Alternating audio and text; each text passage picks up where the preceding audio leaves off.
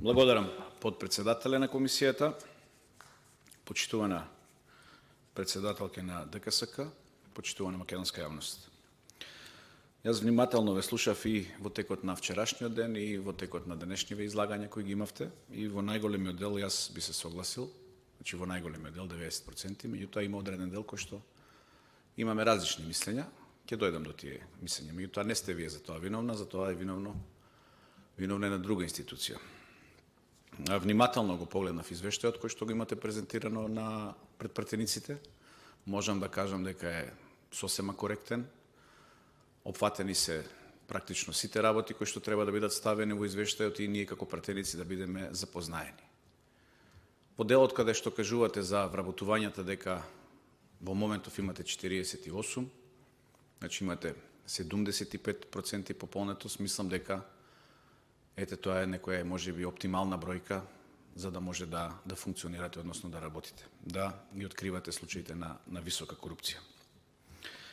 Во однос на пријавите од граѓани, значи познати и анонимни, имате добиено 563 пријави во делот на корупцијата, од кои само 20 се по ваша сопствена иницијатива и тука мислам дека можеби и треба да направите поголем напор. Меѓутоа, сето ова би било залудно доколку би ги немале другите институции во ваша поддршка, без разлика, значи дали се 20 или поголема е бројката, во моментов гледаме дека тоа е сосема ирелевантно.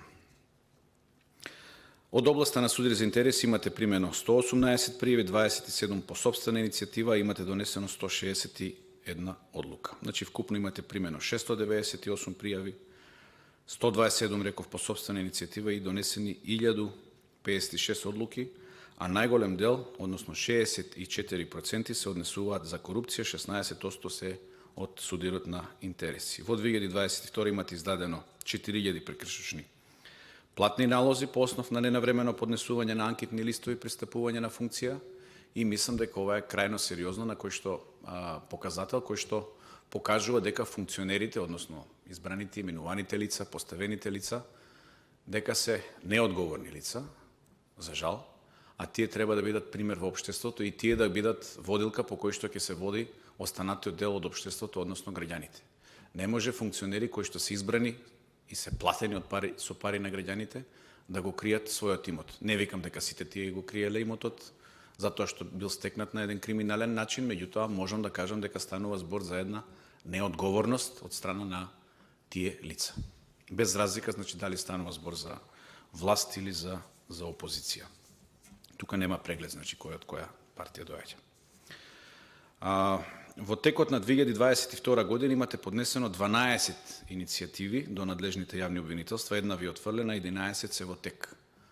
Сега, ова е многу битен податок, во 21 имате 7 и за сите 7 постапувања се во тек. Значи од 21 не се завршени. Имате поднесено 6 иницијативи пред надлежните органи за поведување постапка за утврдување на одговорност, една ви е прифатена, 2 отфрлени, 3 во тек. И така натаму, сега да не ги читам, укажувањата 2 и така натаму. И доаѓаме до клучната поента на моето денешно излагање, а тоа е дека сето ова што го работиме во моментов е безпредметно. Значи безпредметно. Зошто? Затоа вие имавте прослава, значи 20 години постојање на ДКСК, значи на антикорупцијска комисија, од ваши изјави, односно изјави по медиумите што видовме, од 165 пријави, ако не се лажам, односно иницијативи за кривично гонење, само 3 стигнале на суд. Само 3 стигнале на суд, разрешница од тие немаме. Јас не знам за кои предмети се работи. Како? Во ред. Значи, тоа е едно многу далечно минато. Така. Меѓутоа, во тој контекст ги спомнав и овие првите 21, односно 22 година, дека сите кажуваме дека се во тек, меѓутоа на крај ние немаме разрешница. И ова покажува една работа, покажува дека обвинителството, односно правосудниот систем кај нас е во еден тотален колапс. Кога тука беа од Советот за обвинители, кога тука беше јавниот обвинител, кога го бранеше неговиот извештај, истите прашања му ги поставивме. Зошто не се постапува, односно не се реализираат тие кривични иницијативи, односно иницијативи за кривично гонење од ваша страна, дури добивме едно укорување кон нас како пратеници дека не ја говориме вистината затоа што капацитетот кој што вие сте го имале во ДКСК, односно пријавите кои што сте ги доставувале биле некомплетни, фалични и така натаму и не ги исполнувале условите за да бидат процесуирани понатаму. И сега јас го поставам прашањето како може за 20 години да имаме ние пропусти во изработката на тие кривични иницијативи. Толку ли нема некој да седне и да каже, луѓе, вака се пишува иницијатива за кривично гонење, овие елементи треба да ги содржи и треба да се постапи понатаму. Очигледно е дека јас мислам дека, ова е моje мислење, немам докази за тоа, меѓутоа мислам дека од ваша страна работата е завршена така како што треба, меѓутоа обвинителството пронаоѓа разноразни начини да истите или да ги отфрли, дали да ги стави во фјока, дали да тргува со нив понатаму и така натаму. И сето тоа во функција на одредени партиски или бизнис цели. Согласно ова што го кажав досега, на мене ми изгледа оваа работа дека ние залудно ги трошиме народните пари. Значи, залудно ги трошиме народните пари. Имаме ангажман на една институција која што има поддршка генерално од сите граѓани, има поддршка од сите партии, начална согласност и поддршка има. Меѓутоа, од друга страна гледаме дека сето тоа е за џабе. Ние немаме резултати, немаме ефекти од таа работа. Повторно викам, не е кривицата кај вас, кривицата е во правосудниот систем. И токму затоа во тој правосуден систем ние денеска гледаме дека имаме доверба, односно недоверба од 3, односно 4%. Практично 95-96 граѓани од 100 не веруваат во овој наш правосуден систем. И сега кажуваме дека имаме некаква борба со корупција, кажуваме дека исполнуваме некакви стандарди за да отпочнеме преговори со Европската Унија и дека сме биле подготвени. Да, колегите од мнозинството цело време кажуваат дека ние сме тука заедно, сите имаме некаква заедничка желба и тоа е процентот што не се согласувам со вас. Меѓутоа вие како лице кое што не треба да е партиски, јас знам дека не можете да застапувате одредени ставови партиски и политички, меѓутоа јас во овој дел со вас не се согласувам. Зошто? Затоа што ова парламентарно мнозинство 6 години е на власт. Значи 6 години е на власт и потполно имаше можност, доколку имаше волја и желба, да се справи со ова зло кое што го има нападнато системот и кое што прогресира постојано, да на некој начин најдеме барем мало подобрување, да кажеме дека еве тргнавме од некоја точка. За жал, не имаме уназадување во тој процес. Значи изработивме, вас ви избравме тука со консензус, вие сте во последна година на мандатот, односно вашата комисија, и ние сме во последна година на мандатот, и веројатно следниот извештај ќе го читаат и нови пратеници, и нови ќе биде поднесуван од нови лица.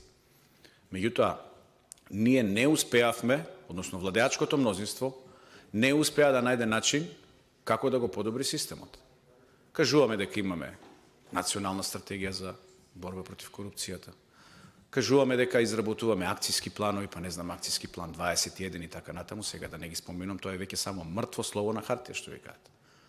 Мртво слово на хартија. Ништо не функционира. Ќе речете, овој сега зборува како опозиционер. Не зборувам како опозиционер. Ова граѓаните го кажуваат анкетите. Го кажуваат ИРИ, го кажуваат, значи, анкетите на Евротинк и така натаму. Структури кои што немаат никаква поврзаност со ВМРО-ДПМН или со опозицијата. Структури, јас верувам, кои што сите сакаат да го однесат ова општество на едно повисоко ниво, да и помогнат на оваа држава. Затоа што сме заглавени во корупција, потонати сме во корупција. И ова не го кажувам само јас, ова го кажува Стејт департментот. Во извештајот на американскиот Стејт департмент во 22 година се посочува висока корупција и неефикасни судови. Че ова го напишале нашите стратешки партнери. Во извештајот на Европската комисија исто така се споменува дека имаме сериозен проблем со корупцијата. Значи сите знаеме дека имаме проблем со корупцијата, знае и владеачкото мнозинство, а ништо не превзема.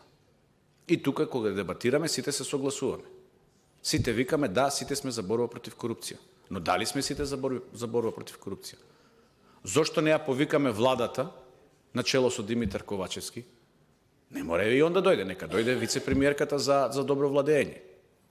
Да седне тука пред нас и да црвене. Да црвене, да ја прашуваме конкретни работи. Не може да се повикуваме ние на антикорупцијска или на некои институции, условно кажано. Институциите да си ја сработат работата. Кои институции да ја сработат работата? Нема други институции. Ова е институцијата. Тука треба да се повикаат сите и да се прашаат зошто реализацијата на стратегијата минатата година е 22%. Од предвидени 60, односно 58% да се заврши минатата година, ние сме реализирале 22%. Годинава, од предвидени 37,8% кои што требало да ги реализираме, сме реализирале само 10.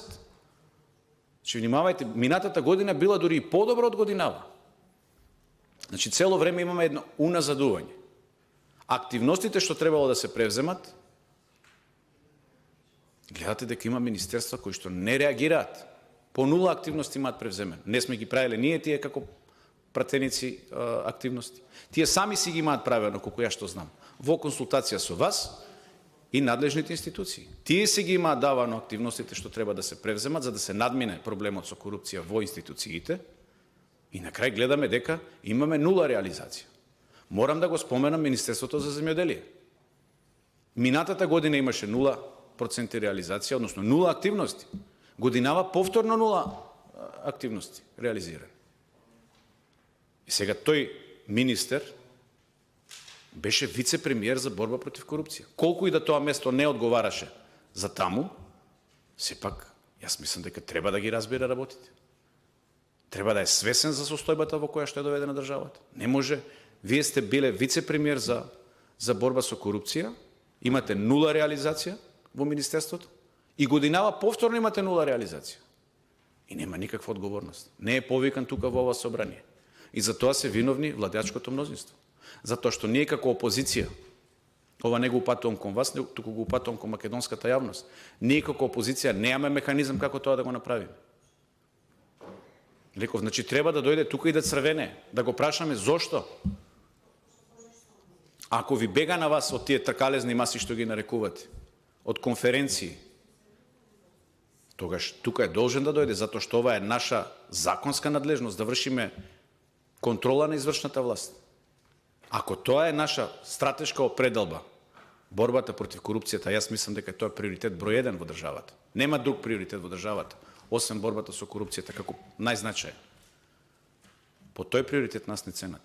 И сега тие министри не ги интересира ништо во државата, си гледаат собствени бизниси. Овој вице-премиерот што е за борба со корупцијата што беше, сега министер за земјоделие, приоритет му е како да ја исече шумата во Малешевијата, во пијанецот, таа изгорената што ја запалија, за својата фирма. Пелети да прави. А во Министерството не му е важно институциите како функционираат и активностите зошто не се спроведуваат. Тука е проблемот. Проблемот е во парламентарното мнозинство што не сака да им погледне на проблемите во очи. Значи да ги повика и да им каже: луѓе, сериозна е работа. Нас не оспорува само опозицијата. Нас не оспоруваат и странските партнери, пријатели, кои што им мислат добро на оваа држава, кои што гледаат дека оваа држава е на стаклени нозе, па сакаат да ја закрепнат. Меѓутоа, владеачкото мнозинство, поважни им се други работи, на нив поважно им е да стават европско знаменце на закони, кои што се неуставни и со кои што се руши уставниот поредок на државата. Тоа им е поважно. На владеачкото мнозинство поважно е да го озакони крадењето, да ја озакони корупцијата. Ова што сега се случува, вие преска имавте во излагањето ваше или во репликата кон еден од колегите, кажавте дека сте го примиле тој договор или делови од договорот за Бехтеленка. Во ред, се согласувам. Обвинителството исто така му бил доставен договорот. Повратно немаме ништо. Цела јавност е на нозе. Че имате стручна фела, имате новинари. Цела јавност е на нозе. Затоа што се Македонија со ова Со оваа кражба на векот се фрла во едно должничко робство. Не реагира обвинителството. Премиерот кажува, им го доставивме договорот. Значи на драга волја им го доставил договорот. Каде е обвинителството да каже после ваков скандал да влезе да го одземе договорот? И веднаш ако треба некои лица да се стават под мерки, ако треба и во притвор да се стават додека не се истражи целиот овој случај. Ние тоа го немаме. А како да го имаме кога тој што треба тоа да го направи, јавниот обвинител, кој што има, реков, доверба од 3%, се бори да стане уставен судија. Тој зависи од ова владеачко мнозинство. Не му е на него важно што граѓаните, неговите синови, ќерки, внуци и така натаму ќе отплаќаат. Не му е важно на него тоа. На него му е важно да стане уставен судија, не да се бори он против корупцијата. Зошто? Па затоа што така е навикнат, затоа што никој досега не го санкционирал. А тука е биран, во ова собрание, и тој е биран исто како и вие што сте бирани. И тој треба да биде одговорен. И пред нас, меѓутоа пред се пред граѓаните, затоа што плата зема од таму. Понатаму, кажувате дека сте одлучили да покренете кривична одговорност против градоначалникот на општина Чаир заради сомнение за злоупотреба на службена положба и овластување. Исто така се сомневам дека ќе се постапи по тоа. Би бил пресреќен кога би успеале од тие 165 што се поднесени, а само 3 нели го виделе светлото на денот, еве да добиеме барем четврта. Јас ви убедувам дека тоа ништо нема да биде. Погледнете го случајот уште посериозен. Ајде зборуваме за задолжувањата, кражбата на векот што ја споменав. Меѓутоа имате случај каде што имаме луѓе кои што ни се загинати. Во случајот со Беса Транс. Дали тука немаме елементи на корупција? Па да, секако дека имаме. Тоа го потврди поранешната обвинителка за гонење на организиран криминал и корупција. Отворен предмет против министер за внатрешни работи, кој што не подпишал решение тогаш кога требало да го подпише за затворање на техничкиот преглед. Автобусот си продолжува да си функционира, излегуваат 130 и неколку пати од оваа држава, не, може би неисправен, и на крај имаме 45 мртви. Дали тука немаме сомнежи за корупција? Зошто не го подпишал решението? Па нормално зошто не го подпишал. Затоа што е платен. Затоа што во оваа држава се решава со пари. Не е политичко влијание тука. Пари се во прашање. Институции кои што не се способни, односно организации кои што не можат да ги исполнат условите, плаќаат таму каде што треба. Во моментов е платено. Се отвара постапка против министерот. Се случува еден напад на оваа јавната обвинителка за гонење организиран криминал, ја менуваат. Отвара исто случај против директорот на финансова, овој поднесува кривична пријава. Па си дава оставка откако му замина мандатот. Значи во самите институции се врши криминалот и нема реакција. Вие сте доставиле како ДКСК до владата одговорно за министерот Спасовски. Така, колку ја што знам. Немаме повратно од владата. Значи, еве ДКСК поднела до владата за одговорност на Спасовски, за конкретниот случај што го зборувам, нема реакција на владата. Ставено у фјок. Не им е важно на владата. На Ковачевска му е важно, на сопругата си продаде земјиште за 70 денари квадрат. За 1000 евра има купено нива. Па не ли е тоа срамота, луѓе? И ние не реагираме тука. Ке си молчиме. Ке замајуваме тука со, не знам, уставни измени, со не знам какви глупости ке измислуваме тука. Крајно неодговорно, крајно несериозно. Безпредметна е расправата денеска. Безпредметна е. Ке дојде денот кој ќе го разгледуваме и извештајот по стратегијата. Што направивме? Односно, што направивте вие како владеачко мнозинство? Ништо. Само ги покривате криминалиите. Не викам дека вие ги правите тука. Меѓутоа ги покривате криминалиите. И на крај добиваме заушки од Американска амбасада, ќе ни праќаат тим за санкции. Па ќе ни праќаат дури и писма до судски совет. Погледнете до каде работат. И сега ние ќе зборуваме за некаков напредок, се е добро, розево е во државата, ајде уште ова да го решиме и готово влегуваме во Европската унија. Не оди така. Не ода така работите. Што да кажеме за образованието? Преска го спомнавте случајот со оваа Арберија, како се вика, нека ми извини за името. Децата останаа без свидетелство. Ај книгите таму што ги сменија ови од власта, па Бугарија ни ја пратија на запад, а Албанија ја пратија на исток. Ај што изфрлија историјата и географијата од учебниците, да не учиме, не можат книги да испечатат.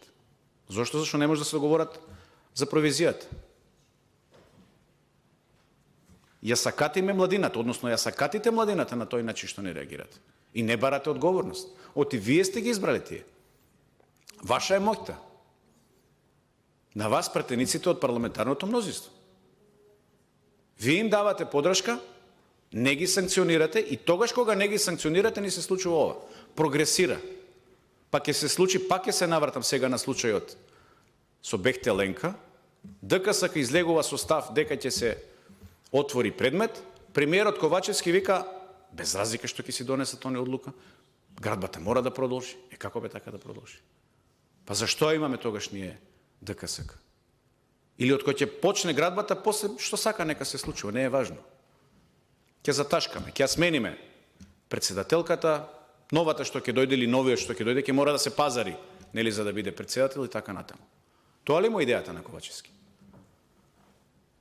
Па во една сериозна држава споменувате од преска, неколку пати Велика Британија ја споменувате. Да се запрашаме дали тоа така ќе се случи. Дали некој така би реагирал? Дали смее премиер така да се дрзне, ноншалантно да каже, за грабежот на векот од 1,3 милиарда, може би и 2 милиарди. Тоа е срамота. Срамота за една држава која што претендира да биде членка на Европската унија.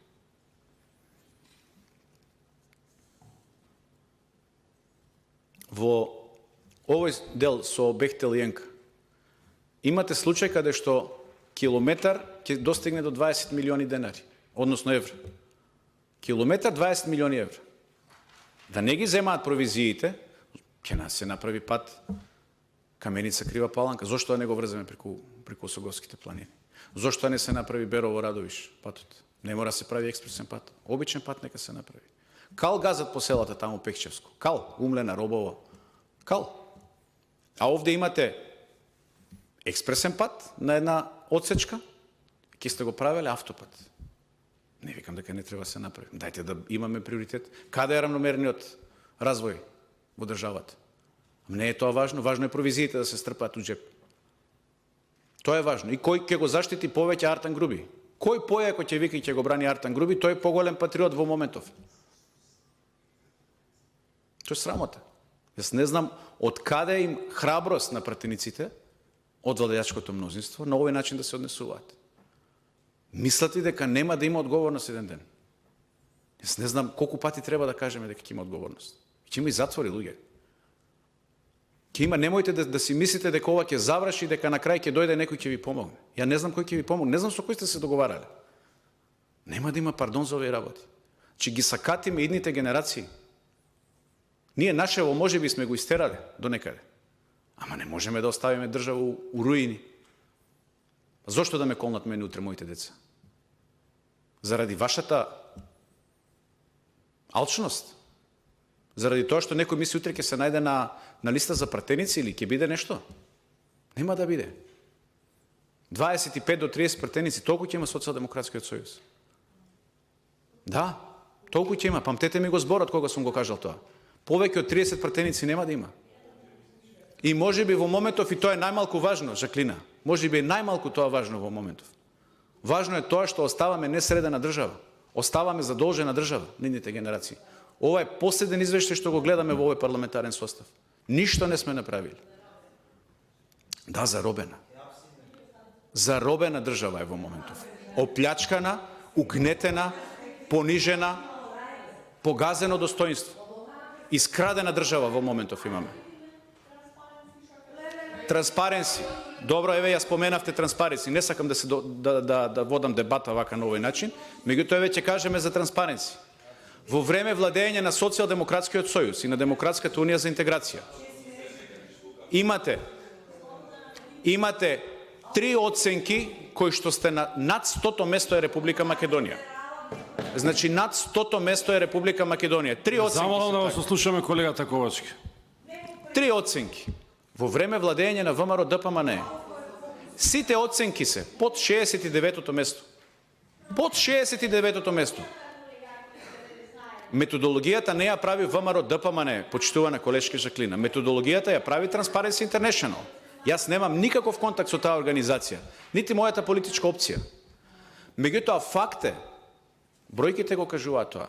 Не сме ја рангирале ние Македонија на тоа место. Мислите, на мене ми е мило да не сврстуваат тамо во држави со Танзанија, па со афрички држави. Послаби сме од африкански држави на тоа поле. Танзанија е подобра од нас. И сега ние викаме, добро, ќе почнеме преговори со Европската унија. Па ајде да ги почнеме, луѓе. Не сакаат такви криминални, коруптивни, не сакаат да седиме на маса. Ставете се вие во ситуација да вие одлучувате. Ке седнете ли со некој криминалец на маса? Сега не зборувам за овие политичари од безбедносните структури што редовно таму ги гледаме и ги сликаат со такви ликови. Општо земено, дали ќе седнете со криминални ликови на маса? Па никој не сака такви. Нас не перципираат како честни, нас не перципираат како коруптивни. Цела држава, општо земено. Зошто? Затоа што сме неспособни. И тоа некој го дозволува тука.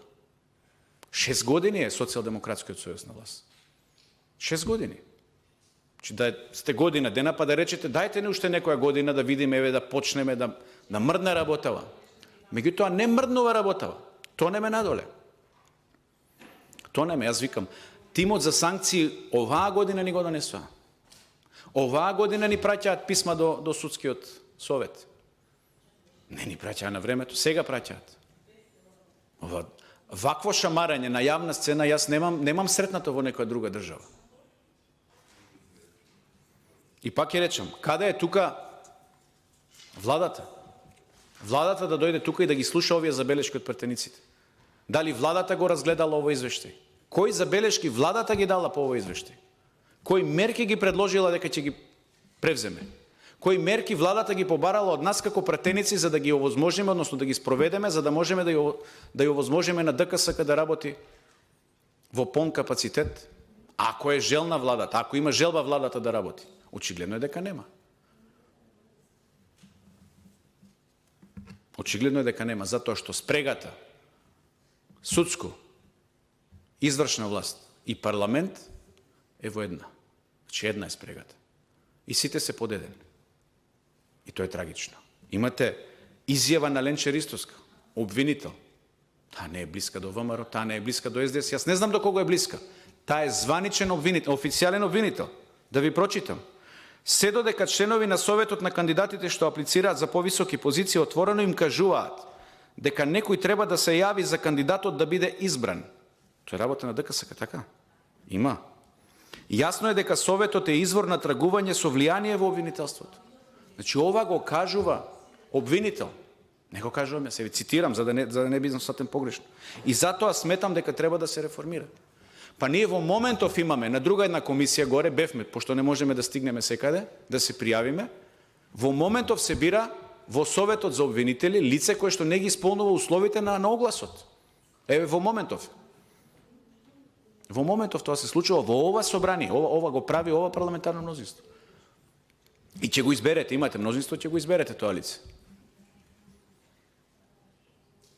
Дали тоа не е случај? Сега вие кажувате тука се бориме. Па како се борите кога сега зборуваме за антикорупцијска, сега зборуваме за борба со корупција, во моментов тоа го правите горе. И сега сме имале ние желби. Какви желби имаме? Празни флоскули, политизирање. Класично политизирање. Ние немаме... Не сме се зафатили со проблемот да се бориме. Едноставно сме решиле, ќе дојде денот, ќе помине извештајот на антикорупцијска, ќе се заврши, ќе дојде на пленарна, ќе кажат овие од опозицијата нешто, ќе се заврши тоа и така натаму. И ќе си помине мандатот. Ама каква држава оставаме, пак ја речам. Тоа е главното прашање. Држава во руини. И за се е виновно ова собрание тука. Не се виновни во владата, не е виновна антикорупцијска, не е виновно обвинителство, не е виновно судство. Ова собрание е тука, односно ова парламентарно мнозинство. Затоа што кога доаѓаат тука да седат, не црвенеат. Не црвенеат затоа што ги браните. Затоа што не сме посветени сите кон иста цел. Тука е големиот проблем.